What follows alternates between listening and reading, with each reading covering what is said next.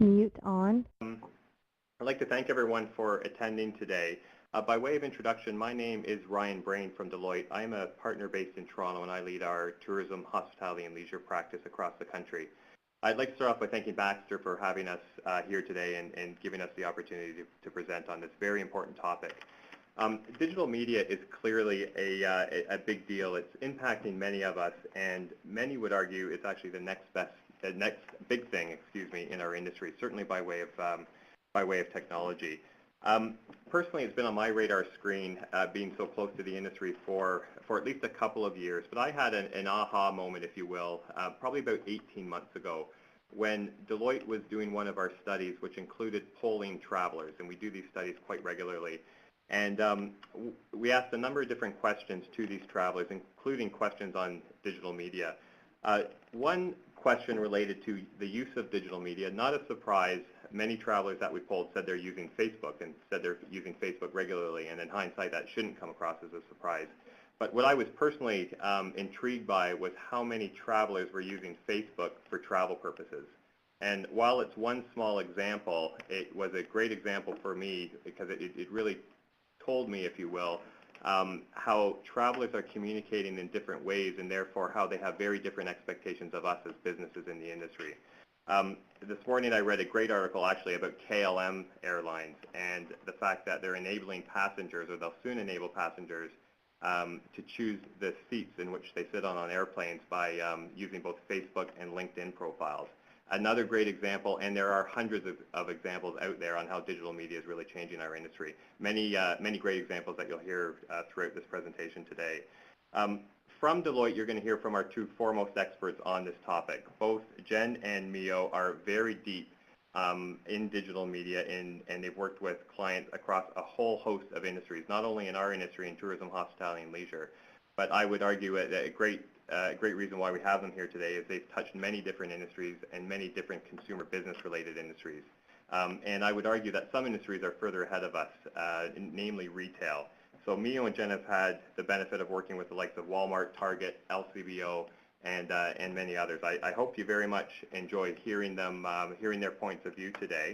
I hope you enjoy the presentation. Please do ask questions as we go through the presentation. We're going to do our best to pause throughout the session, and we should also have time for questions at the end. By all means, if we don't get to your questions or you don't have a chance to ask a question, you also have access to both Jen and Mio after today's session is over.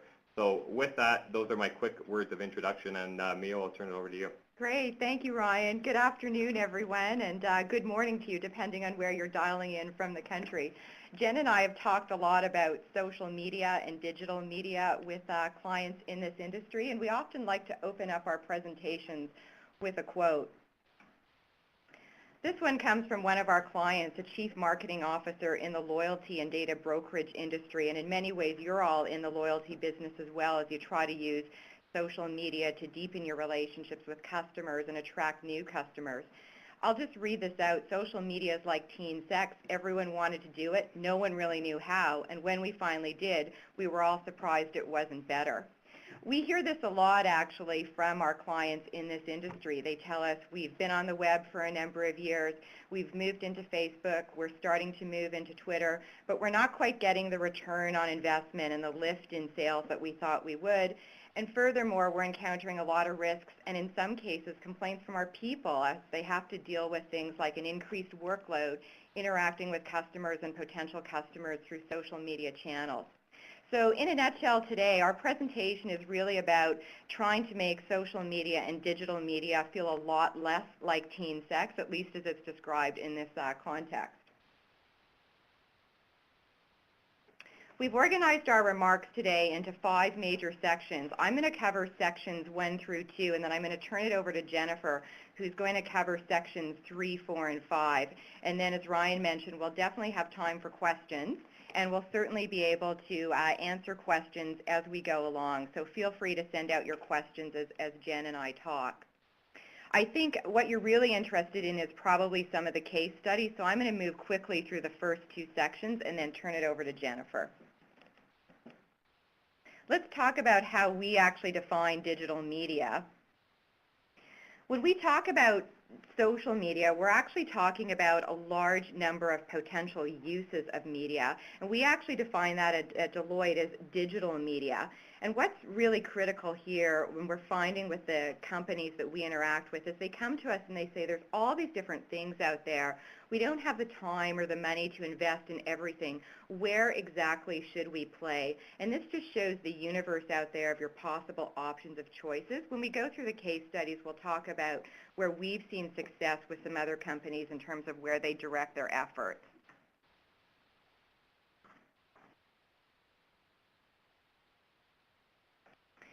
We're often asked by clients to explain the types of digital media that are out there. So we've broken them down into 6 major categories.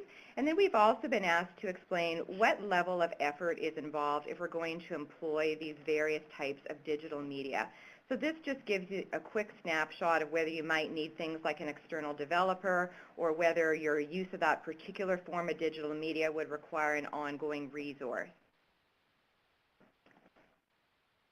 Talk quickly about some key trends.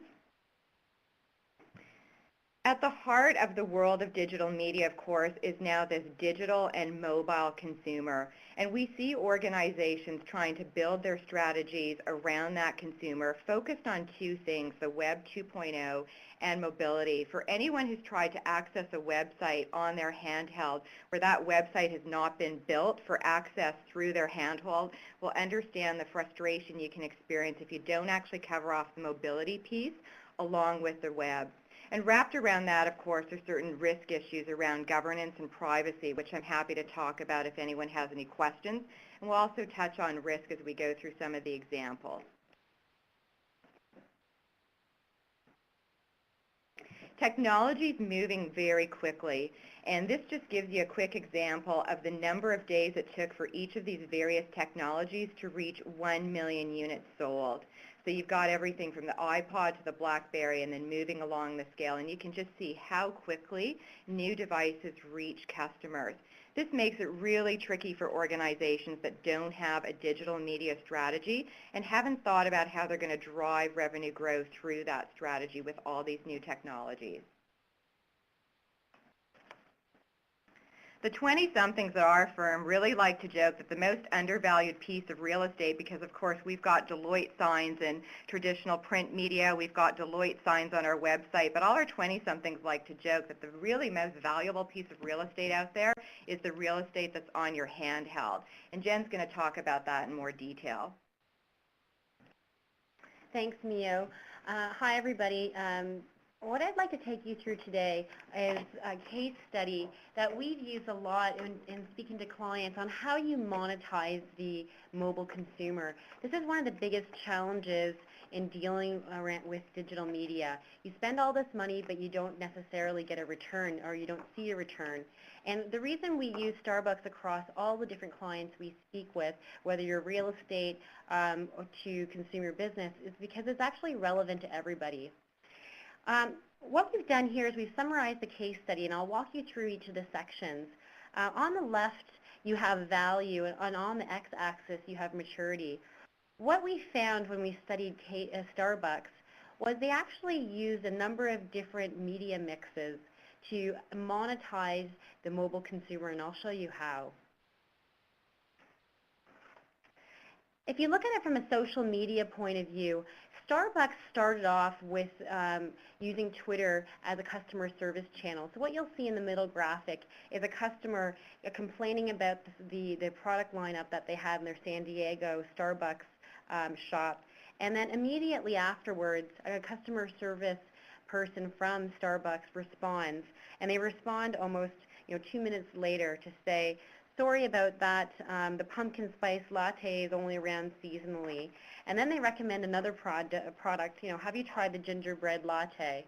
So they've used this as a customer service channel to keep a pulse on how customers are interacting with their stores, if they can solve a customer service issue before it comes viral.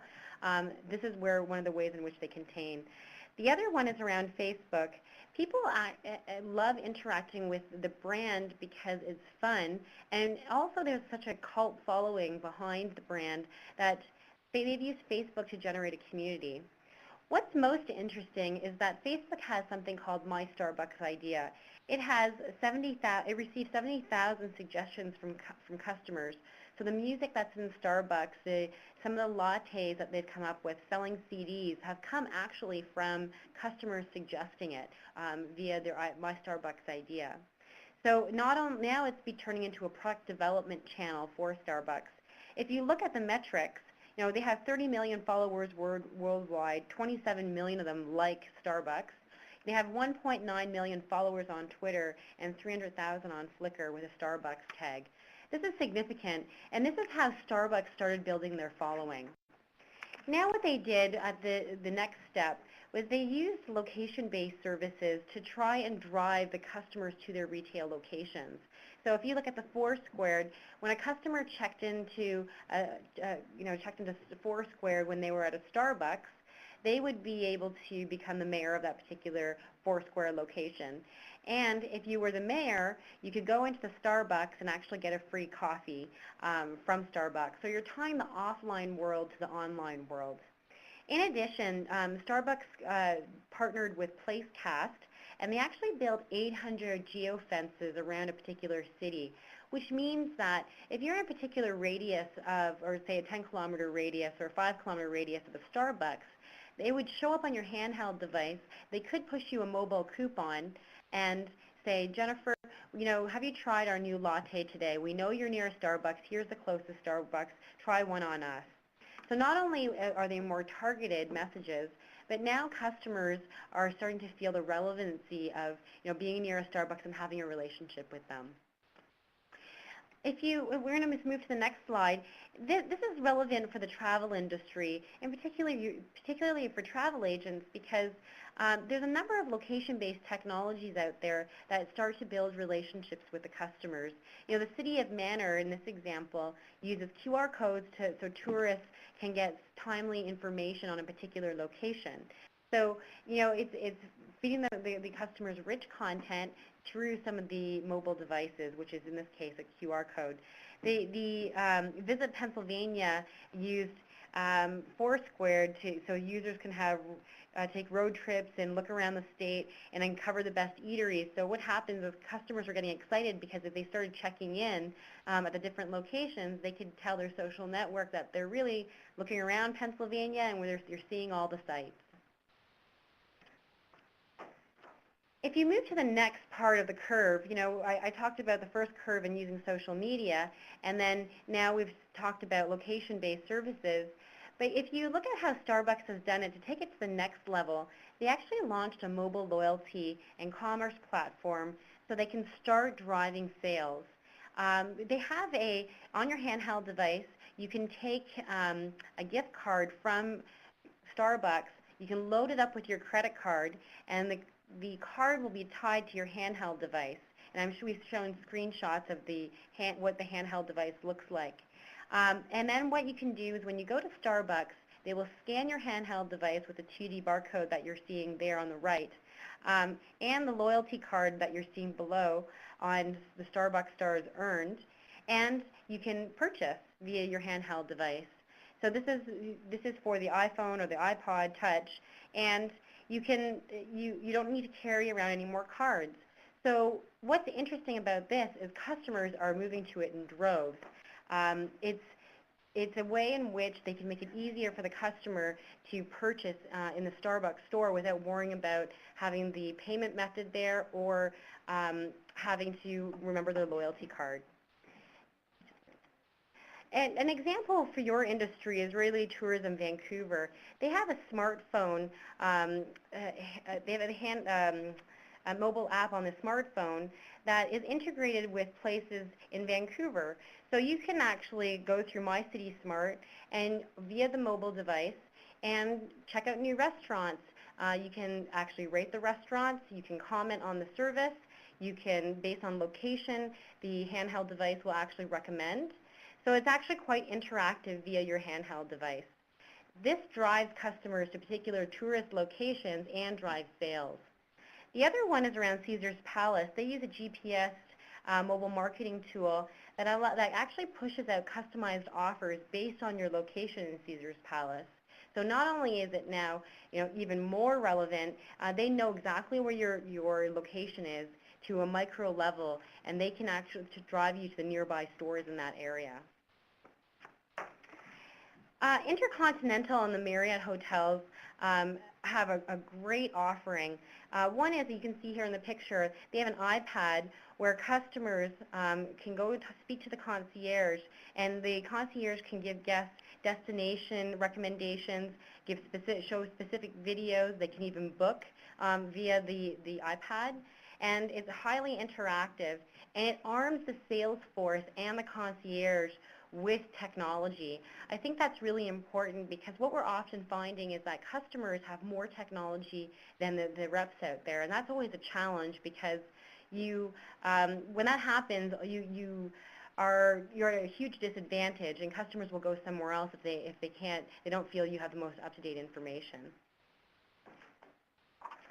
Taking it back to the next Starbucks example, now they've gone from social media to location-based technologies to now mobile gift cards and mobile loyalty.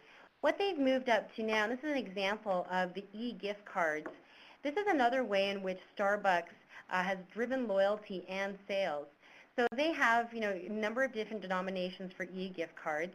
The e-gift cards are actually integrated with Facebook and the Starbucks mobile app, which you're seeing there on the screenshots. And they actually believe that 20% of their revenue is going to come from the e-gift carding business. And as of 2011, M-gift cards, mobile gift cards, account for 10% of the total e-gifting volume. The reason this is significant is people are not only using mobile devices for themselves now, but they're gifting it to other people who have handheld devices. So not only is the exponential growth going to be there because people are sharing with people who have mobile devices too, but also it's just showing how the mobile consumer consumes information. They would not, gone are the sort of the days where they're walking into a store, buying a gift card, and giving it as a gift. They're now moving towards more mobile. So some of you might be wondering, how is all of this directly applicable to travel agents and to the travel agency? So let me try and answer that in two ways. First, we are going to get into some more detailed travel examples, but what we're trying to demonstrate here through the Starbucks case study is that you can move your customers up the value curve by going through an orchestrated journey and being highly selective about the types of social media and digital media technologies you employ. So if you take these mobile gift cards, for example, and for lack of a better term, poach an idea from Starbucks that has worked very well for them, you could do mobile gift cards for Baxter and for your travel companies and get people hooked on the idea that you don't just have to interact with the travel agent in a certain way. You can do it on your handheld, do it through mobile cards. You can build a community of loyal customers with mobile gift cards and make recommendations via mobile. And Starbucks found this to be an incredibly powerful way to drive business. I would agree with that. The other piece of it that's interesting and why we use Starbucks across all industries is Starbucks appeals to now the masses. And this tells you a lot about consumer behavior, and these most likely are travel agent customers. So if we understand how they're behaving in leading industries such as retail or in consumer packaged goods, this will help you understand how you tap into the mobile consumer. So quickly, I'll just take you on the last piece. This is how Starbucks actually monetized it. They got customers to load up their gift cards via credit card, and customers loaded $1.6 billion on their gift cards in 2011. Fans spent an average of $235 per year at Starbucks, more than twice of non-fans. And when I say fans, that's more Facebook fans. And they actually valued their Facebook fans to be about $136.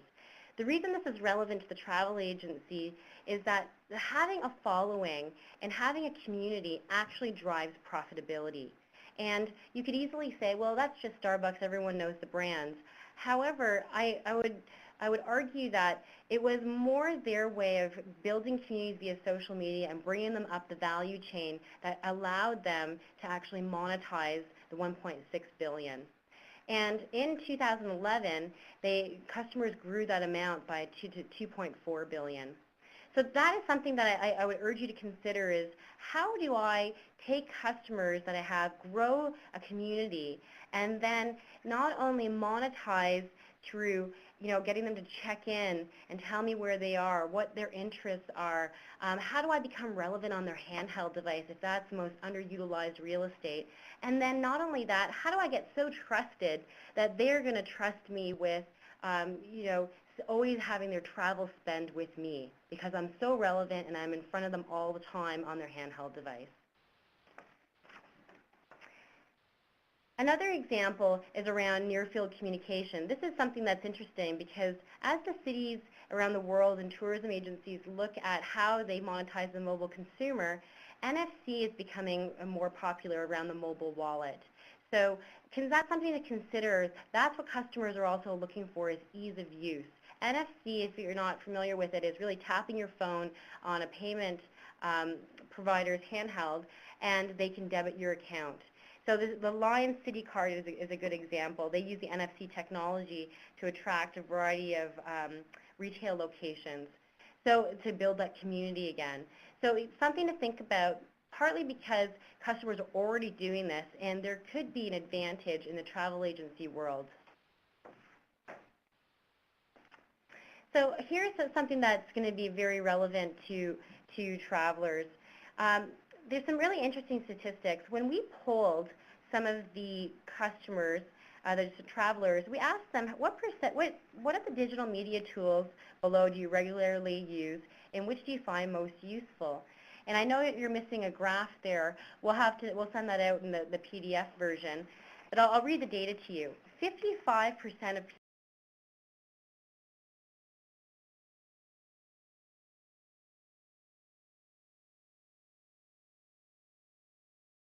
medium via when you're traveling.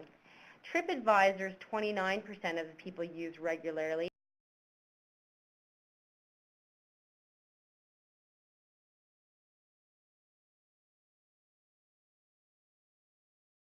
Over half the travelers polled use digital media for research to a travel destination, and they're using social media during their travel. And it varies also by age category. I know we're missing the graph here also, but what you see is that Facebook appeals to almost all age cohorts.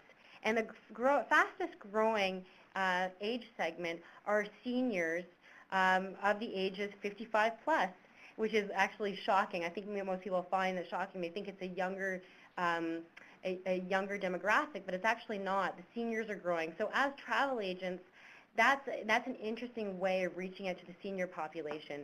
Baby boomers are the most likely to consult TripAdvisor, and seniors are most likely to use blogs. So that's really interesting if you look at the age breakdown and how you as a travel agent are appealing to the different demographics. We've got a question here about Facebook blasts. So blasting out deals is not necessarily recommended. Jen, I know a lot of our clients do that and a lot of them choose not to do that. What are your thoughts on that? My thought is that you don't want to overwhelm the mobile consumer. You wouldn't be the first person pushing out Facebook deals, but the issue is how do you not bombard them? So you have to catch the traveler at the time that they are that they're making travel decisions. So Facebook's only one of the general marketing mix for digital. So if you're on blogs, you have a mobile app, you're on Facebook, that whole marketing mix makes you relevant to the consumer. And I think that the other piece of it is you actually don't need to be a big company. So I think that one of the myths in the marketplace is I need to be a Starbucks or I need to be the Gap or I need to be Victoria's Secret to do this. And actually what social media has done is it gives a small business or a small travel agency more relevance because you can act like a big company without the horsepower or the manpower behind. So that's partly why I say if you're pushing out deals all the time via Facebook, that's a lot of labor. What's the right marketing mix for your agency that is not too labor intensive, but you're staying relevant in front of the traveler? I know in our research with Starbucks as well, Jen, we actually looked at the number of individuals who are fully dedicated to dealing with social media and digital media issues, and we were shocked at how low the number was for a company of Starbucks size. It's 5 to 7 people full-time, and we thought they would have had a huge department. We also looked at their backgrounds and their credentials, and the number one common credential among these people was an English degree. So it was the training and being able to speak in multiple voices, being able to adapt vocabulary to the Starbucks tone and brand. So that might give you a clue that although this effort looks massive, it can be very manageable and have a powerful impact. And this is partly why we feel digital is going to change the landscape, because another example is McDonald's. They also only have 2 to 3 people managing their digital strategy. So it doesn't take an army of people to actually execute this well. What's important, we believe, and this is the next slide that we have up here, is understanding the path to purchase for a person who purchases travel services or packages. If you understand the consumer and how they buy, you just need to be front and center as they are going through that. And that's why mobile is so important in understanding the digital environment. So for example, to make it real, in the pre-purchase experience, this is when somebody's considering travel, they're starting to shop around, starting to understand the locations. That's the first box, sort of preliminary research. In a Deloitte poll, more than 50% of Canadian travelers use social media to research a travel destination. So the question that you'd have after that is what social medias do they look at, and how do I get presence there? The other one is around destination discovery. This is where now consumers are actually beginning to research pricing, attributes of locations, and reading reviews. And how do you become a trusted voice in ratings and reviews? How do you be seen as an expert in understanding a particular location that customers are interested in? This is the pre-purchase experience that's really important. If you're not here, you're not relevant to the mobile consumer or the connected consumer, that in our opinion. In retail, this is a tried, tested, and true sort of framework, and the reason is their belief is if you own the pre-purchase, then you own the customer's mind share at that time. So Jen, can I interrupt you, because we've got a question around digital media's objective. So looking at the pre-purchase phase, is the objective to send out information and start to create the buzz around a following, or is it more of just pure communication? How would you describe the importance of that phase and its objective?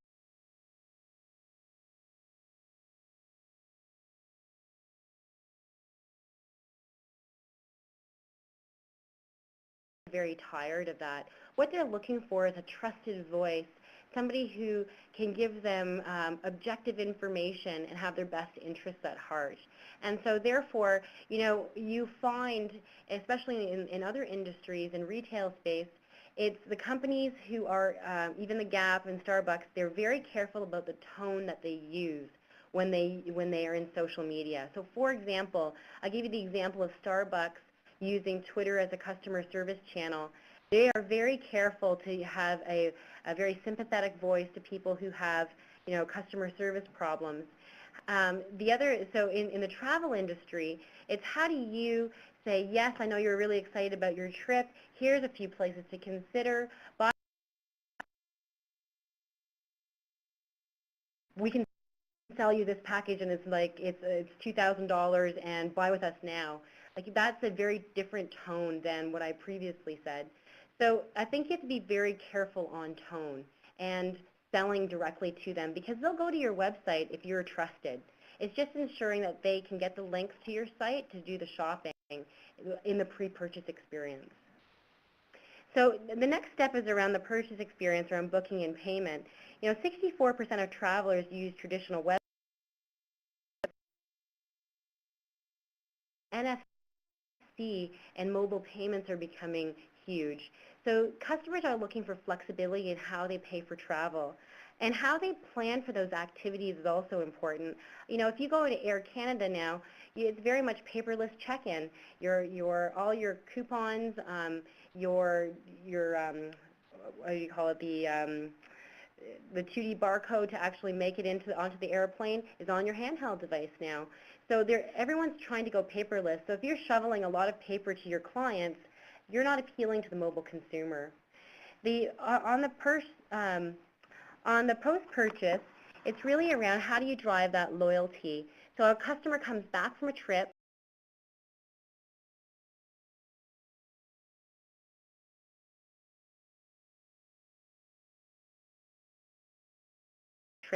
you're there front and center because they know that you care and there's a loop of communication.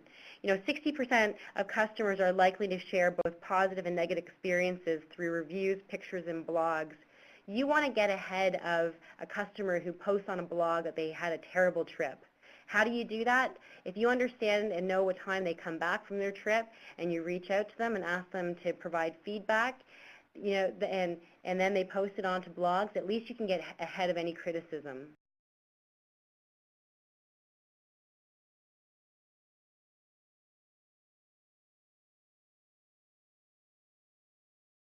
Purchases, and that's a question we actually get a lot. A couple of years ago, we noticed that individuals seem mostly comfortable using mobile to make very small purchases. So Starbucks lent itself perfectly to this, the kind of under $5 to $10 range. But we're now seeing a growing number of customers willing to purchase over mobile or over the internet. And some of the largest purchases now coming out of eBay are big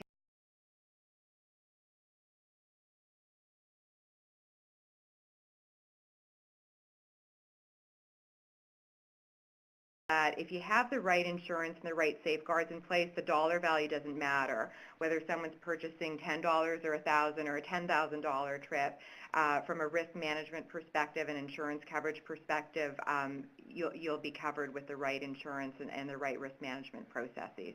Yeah, and I agree with that. Customers are getting increasingly comfortable with mobile payments. And it is rampant throughout the U.S. now, where Google's launching their Google Wallet, where they're having mobile payments. Retailers are launching this also. So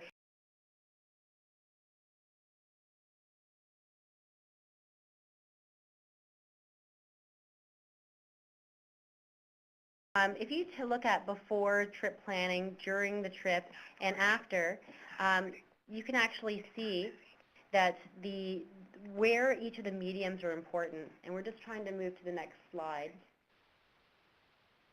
Okay, great. So, to answer everyone's question, around the pre-purchase experience, the purchase experience, and during the trip, and afterwards, where is the media most relevant? And we actually laid out here the website and the blog. We believe that it's relevant throughout all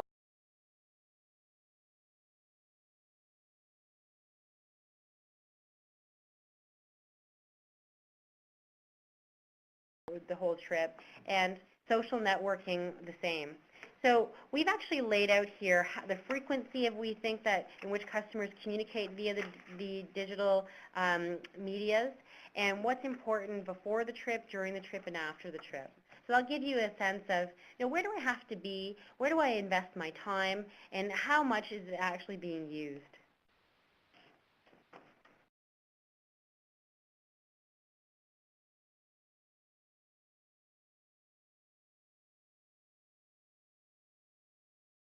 Slide. Tourism Japan's an excellent example. What they did was they used Facebook and a few of the social medias to have travelers go and start to look at all the different areas of Japan that they can go to. They have a live map which aggregates useful information where free Wi-Fi spots are and where young travelers can go. And the aim was to use Facebook as a one-stop destination.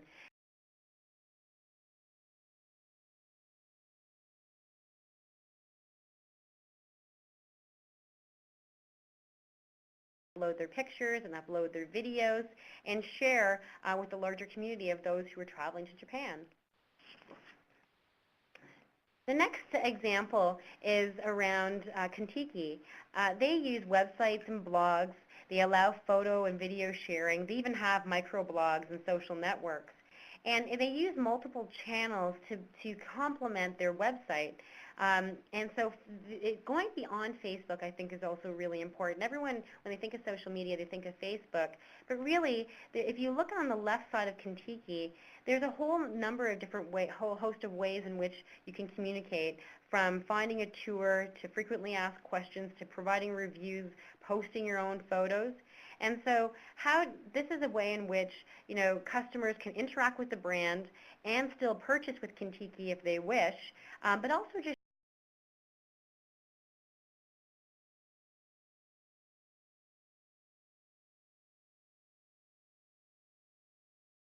So we're talking about all the various multi-channels through digital media that are available, but have we come across any research where individuals actually feel more comfortable booking with an actual agent? And by that question, I'm going to mean that to be an actual in-person agent, either in person across a desk or over the phone? that's a great question. This is a challenge that a lot of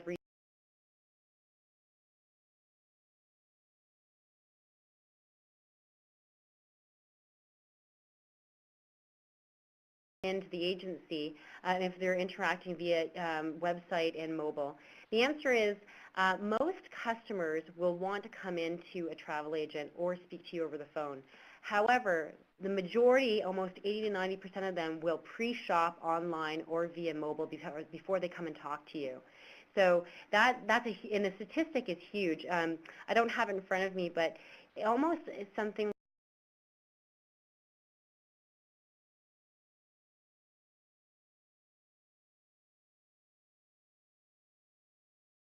about 10% will actually purchase online. And that doesn't say that there's no power in e-commerce and mobile. What that's saying is that customers are educating themselves, but they truly want the relationship. So next time, if they've met you and they've booked with you and had a great experience, next time they actually might not come into your travel agency, but they'll just book with you via mobile because they trust you. So it depends on what part of the customer life cycle that you're experiencing. The other thing, Jen, you're dead right. The other thing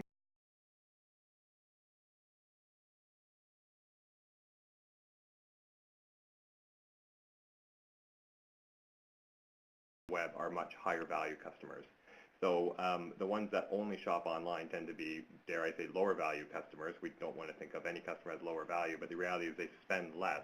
The ones that interact with, in this case, travel agents in different ways or through different channels tend to be the highest value customers. So it adds to your point. And that's a really good point, Ryan, because the research that Deloitte has done has found that if you have a mobile presence, an e-commerce presence, and a physical store or agency pretty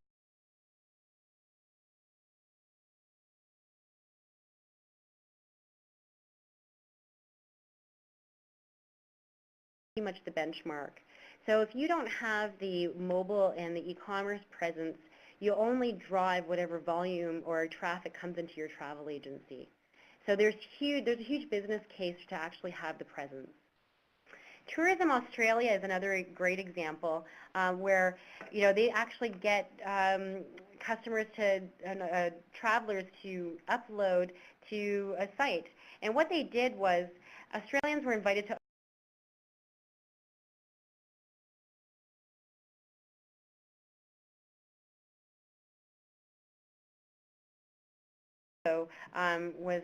received a $25,000 tour packages. They did have media supporting it, which was a social media campaign in addition to traditional media. And in 28 days, they got 29,000 pictures and experiences were submitted. Out of all the digital media venues that they could have used, the only one they didn't use was location-based technology. But it was such a huge success that they actually had to turn it off afterwards because they were getting so many replies for their contest. But it just shows how much the mobile consumer wants to share their experiences with others. CruiseWise is another example. I'm not sure if everyone's familiar with Pinterest, but this is where you can actually pin up pictures and share your experiences based on certain locations. CruiseWise uses this. So they show something like on the right, vintage cruise posters. Somebody's taking a picture,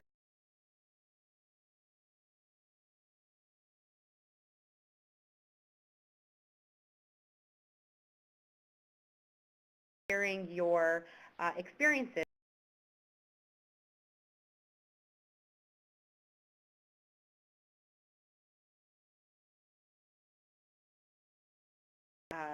Media. So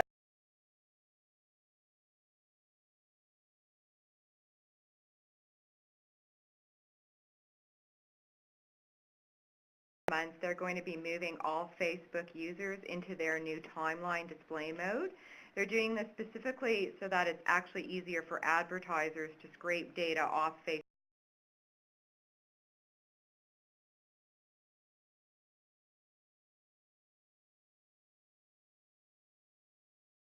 New analytics on when they may be due for their next trip, because their information on Facebook is going to be organized.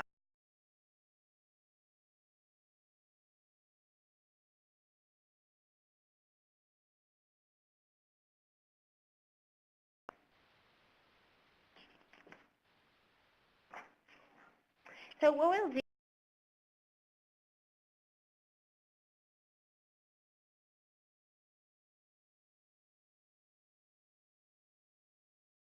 digital media is more than just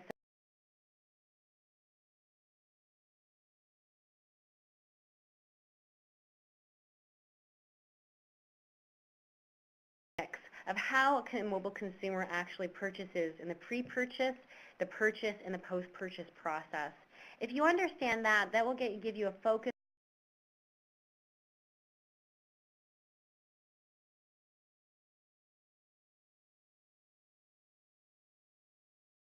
important for customers. And you'll find that a new customer will come in and speak to you, but then afterwards, as they build that trust, the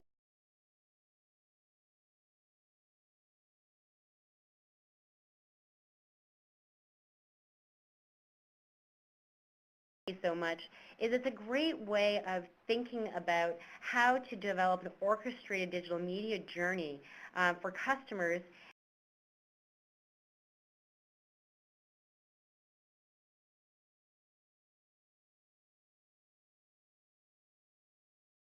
Is about delivering continuous value to the mobile consumer and actually getting them to move up the value curve by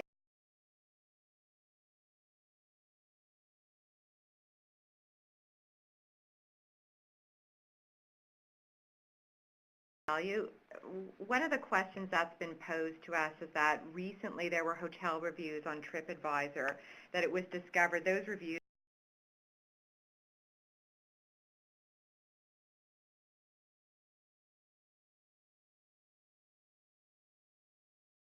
could clients actually rely on? That's a great question, and unfortunately there's no simple solution.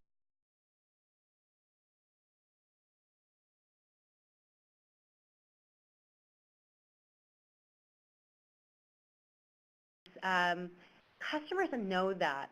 There's been a number of cases where a company's gone on, and I believe it was Gap that did this.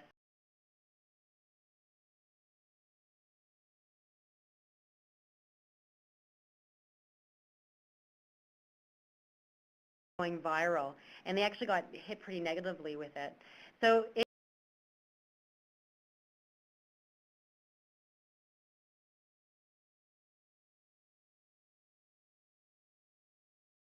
had posted reviews that would have made a difference versus a corporate presence. Should individuals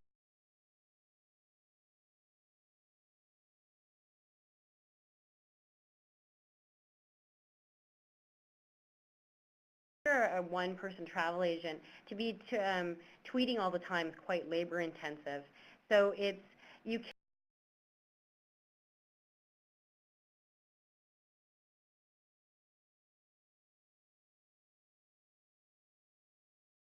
and that is the topic, that is what you're going to focus your community on.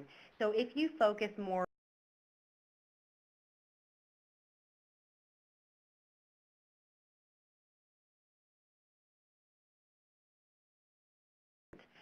and I would urge you that you don't get in over your head and have all these different social media accounts and you can't manage them all. Focus on one, be really authentic in your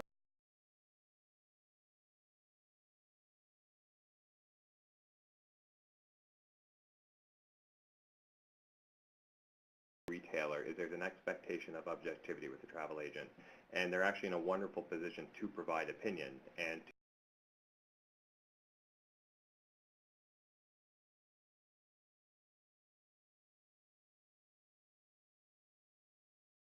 it's very different than a hotel chain promoting themselves. It's a very different way of communicating. So I think it serves as a great opportunity.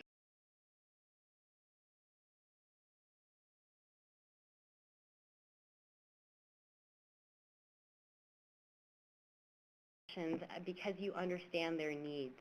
And that objectivity is powerful.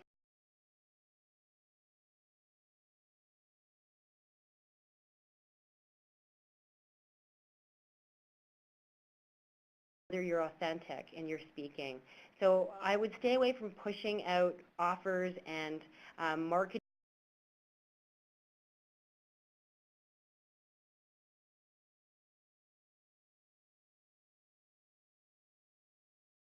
Here's ways in which we're going to try and address that. That's a very much an authentic voice.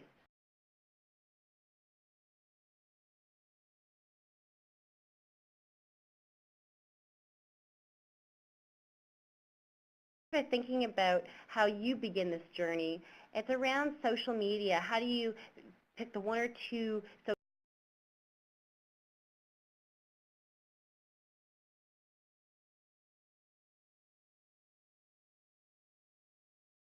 we gave you some case studies in the travel industry where some of the cities are using QR codes. It's not expensive at all, not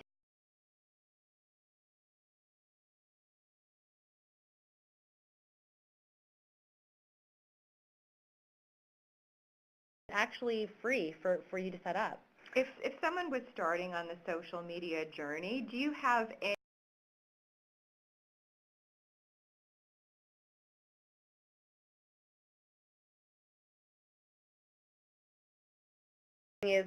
Mobile Marketer does this.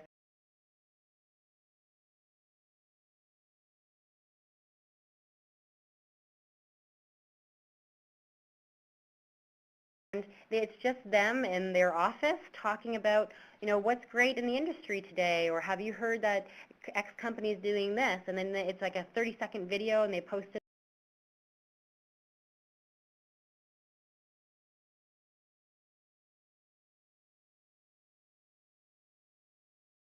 My sense is if I were you,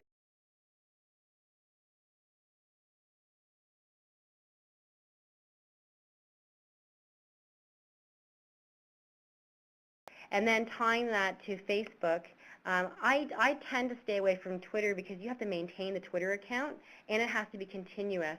So if you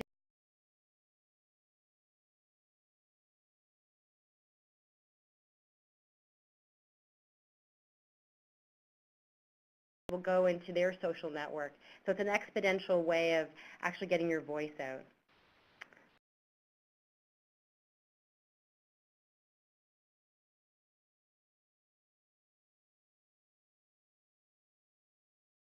Anymore. It is so mainstream that you can look to other industries as lessons learned.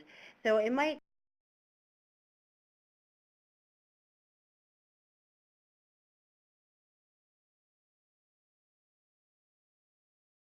how they interact with the different medias.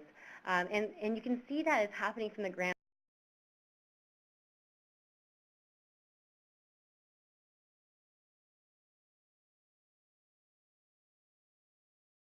Learned out there, and there's tried, tested, and true ways in which you can speak to customers, and there's best practices on the tone in which you interact with customers.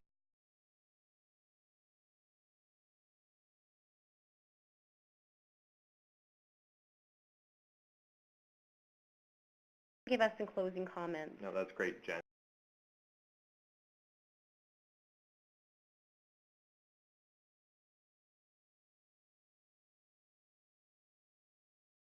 An overview of digital media. It's in many ways it's a complex topic, but I hope for those that participated today that we've had a chance to simplify it for you. It's obviously a new and fast-moving topic, but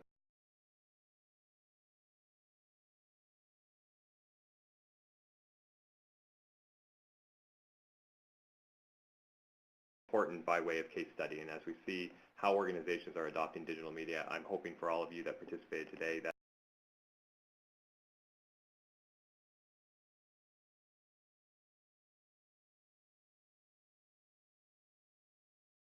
and we talked about the past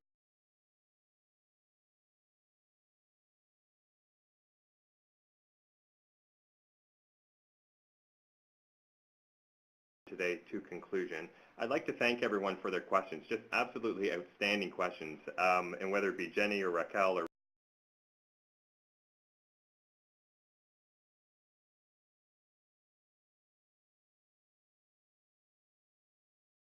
at Baxter, if you have anything else that you'd like to discuss or any other follow-up questions as a result of today's session.